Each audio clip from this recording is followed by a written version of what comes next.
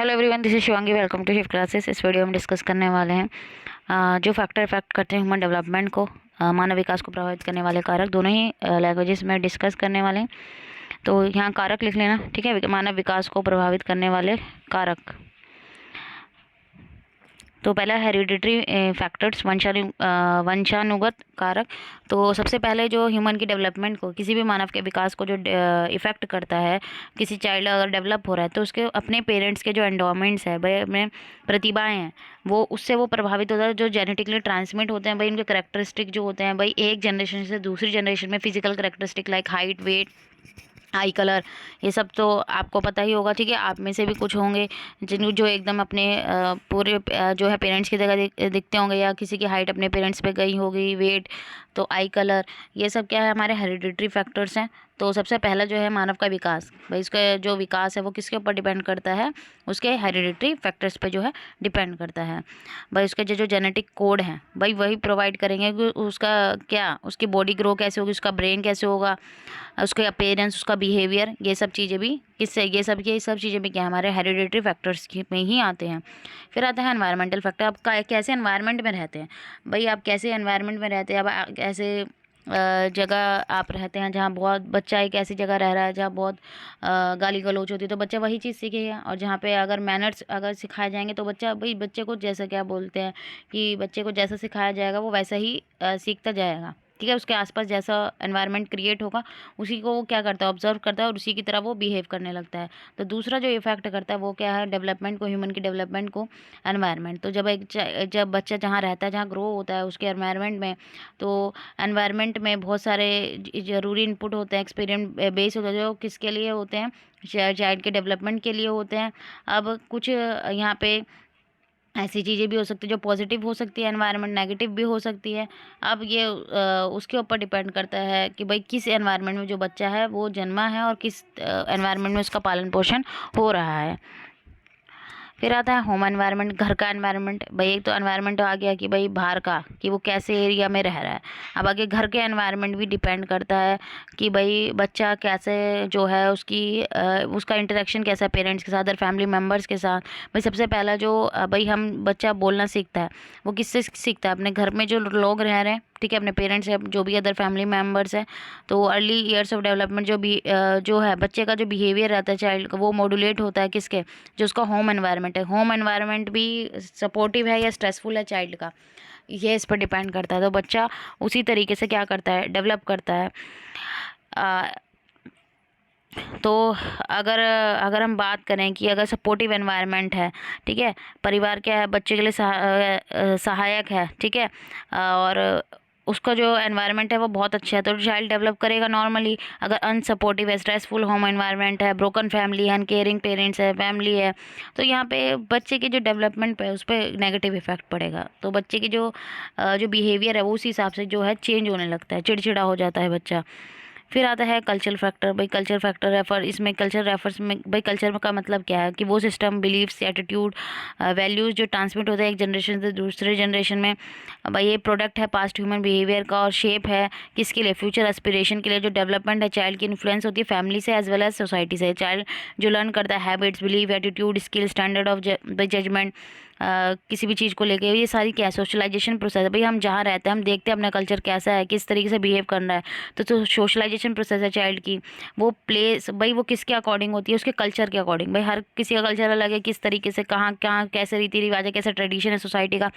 जैसे किसी से मिलना है, ठीक है, फैमिली एक्सपीरियंस देखा जाएगा, डिफरेंट डिफरेंट कल्चर में डिफरेंट डिफरेंट होता है। भाई अब जैसे अगर हम बोले हैं भाई नमस्ते करनी है, हाथ जोड़ के करनी है, कोई सिर हिला के कर देता है, तो बच्चे जैसे देखता है, ठीक है, कोई पैर छू के करता है भाई, बड़ों का आदर। तो हर जगह जो है अलग अलग होता है, कोई कैसे करता है। तो इंडियन कल्चर में हम देखें भाई सेइंग नमस्कार जैसे इसमें आ गया, ग्रीट करते हैं, फोल्ड करना हैंड, ठीक है, पैर छूना, तो ये सब चीज़ें वेस्टर्न कल्चर, पर ऐसा वेस्टर्न कल्चर में नहीं है। लोग हैंडशेक करते हैं, किसिंग या सेइंग हेलो टू, ये सब चीज़ें होती हैं। तो ये कल्चर फैक्टर के ऊपर डिपेंड करता है। फिर आता है सोशियो इकोनॉमिक स्टेटस कैसा है। तो सोशियो इकोनॉमिक स्टेटस भी एक इंपॉर्टेंट रोल प्ले करता है ह्यूमन की डेवलपमेंट में। तो अब इंडेक्स जो है सोशल इनकम स्टेटस वो डिटरमाइन करता है पेरेंटल की एजुकेशन, ऑक्यूपेशन और उनकी इनकम। तो चिल्ड्रन अगर लो सोशल इनकम स्टेटस में है तो वो माल नरिश्ड हो सकते हैं भाई, उनको कुपोषित हो सकते हैं, उन्हें लैक ऑफ नॉलेज हो सकती है बहुत सारे एस्पेक्ट में, उनकी नॉर्मल डेवलपमेंट हो सकती है, जो उनकी नॉर्मल डेवलपमेंट है वो भी हैम्पर्ड हो सकती है अगर पेरेंट्स के उसके पेरेंट का सोशियो इकोनॉमिक जो स्टेटस है वो लो है। पेरेंटिंग अगर high socio economic status family का वो भी डिफरेंट होगा, वो बच्चा जो लो इकोनॉमिक स्टेटस फैमिली से बिलोंग करता है। तो चिल्ड्रन जो high economic socio economic group का है सोसाइटी में, वो उसको बेटर सोशल अपॉर्चुनिटी मिलेगी, वो नर्चर होगा विद बेटर न्यूट्रिशन, भाई उसे अच्छा खाना पीना सब मिल रहा है, मेडिकल ट्रीटमेंट, उसको अच्छी एजुकेशन मिल रही है, हर चीज़ उसको as compare to low socio economic group से हर चीज़ क्या है, वो हर चीज़ में क्या है आगे है। ठीक है, तो अगर उसे हर चीज़ बेटर मिल रही है तो वो भाई जब अपॉर्चुनिटी बेटर मिलेगी तो वो अच्छा भी करेगा। भाई एक बच्चे को न्यूट्रिशन ही अच्छा नहीं मिल रहा, खाना ही अच्छा नहीं मिल रहा, तो उसकी हेल्थ ही नहीं अच्छी होगी तो वो आगे कैसे ग्रो करेगा। ठीक है, उसका पढ़ाई में भी मन नहीं लगेगा। अगर उसे एजुकेशन उसके माँ बाप उसे प्रोवाइड भी करा रहे हैं, भाई नहीं प्राइवेट में पढ़ा सकते, सरकारी में पढ़ा रहे हैं, लेकिन जब उसकी हेल्थ ही ठीक नहीं होगी तो वो कैसे पढ़ेगा। फिर आता है नॉर्मेटिव इन्फ्लुएंस। तो अब नॉर्मेटिव इन्फ्लुएंस उसी तरीके से है यहाँ पे, यहाँ भी जो है majority of people in a particular group. ठीक है, सिमिलर वे भाई अगर हम बोलें तो ये इन्फ्लुएंस करता है बायोलॉजिकल और environmental. Example biological event like sexual maturity और deterioration in old age. Environmental event में आ गया entering in the school about 6 year of age, parenthood etcetera, जिनका भी सेम इन्फ्लुएंस होता है किसके ऊपर, इंडिविजुअल के ऊपर। अब मोस्टली जो पीपल होते हैं सेम एज के सेम जगह रह रहे हैं और टाइम जनरेशन है उनका जो है कॉमन बायोलॉजिकल एनवायरमेंटल इन्फ्लुएंस है। अब अगर हम कॉमन बायोलॉजिकल भाई उनके क्या है कॉमन बायोलॉजिकल अगर हम यहाँ बात करें, फिर आता है एनवायरमेंटल इन्फ्लुएंस जैसे फ्लड है, फेमाइन है, अदर नेचुरल डिजास्टर है।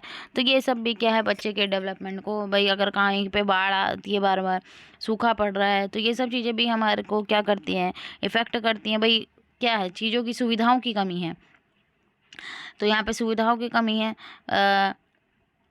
अगर हम नॉन नॉर्मेटिव इन्फ्लुएंस करें, अनयूजुअल लाइफ इवेंट हो जाए कि इंडिविजुअल की लाइफ में, जैसे एग्जांपल है, ये भी बच्चे की डेवलपमेंट पे इफेक्ट करेगा कि एक बच्चे का बहुत वो यंग है, ठीक है, तो यहाँ पे क्या हो जाती है उसके पेरेंट की डेथ हो जाती है या बर्थ डिफेक्ट है उसको, भाई बचपन से ही कोई उसको डिफेक्ट है, तो ये सब चीज़ें भी चाइल्ड की जो डेवलपमेंट है उसमें इफ़ेक्ट करती है। एजुकेशन और ट्रेनिंग, तो भाई एजुकेशन और ट्रेनिंग तो भाई करेगी, भाई प्रॉपर एजुकेशन और ट्रेनिंग नहीं मिली है तो उसकी एबिलिटीज़ जो है वो ग्रो नहीं होगी, वो नर्चर अच्छे तरीके से नहीं करा है, तो एक चाइल्ड की जो एबिलिटी है वो भाई जब उसे एजुकेट किया जाएगा, अपॉर्चुनिटी मिलेगी एज़ कम्पेयर, भाई सभी बच्चों को एक जैसे अपॉर्चुनिटी मिलेगी, वो डेवलप कर पाएँ, भाई उनको पता लग जाए कि उनके अंदर कितनी जो है एबिलिटीज़ है, ठीक है, योग्यता है, हर के सबके पास कुछ ना कुछ टैलेंट होता है, लेकिन उसको निखारने के लिए, बच्चे को निखारने के लिए जो है सब जो उसका आसपास का एनवायरनमेंट है, ठीक है, उसके पेरेंट्स हैं, टीचर्स हैं, ठीक है, सबको क्या करनी पड़ती है, उसकी मदद करनी पड़ती है। तो एक एडुकेट एजुकेशन ट्रेनिंग ज़रूरी है अगर वो इन्फ्लुएंस करती हैं ह्यूमन के डेवलपमेंट को। तो ये थे हमारे फैक्टर जो एक ह्यूमन के डेवलपमेंट को इफ़ेक्ट करते हैं।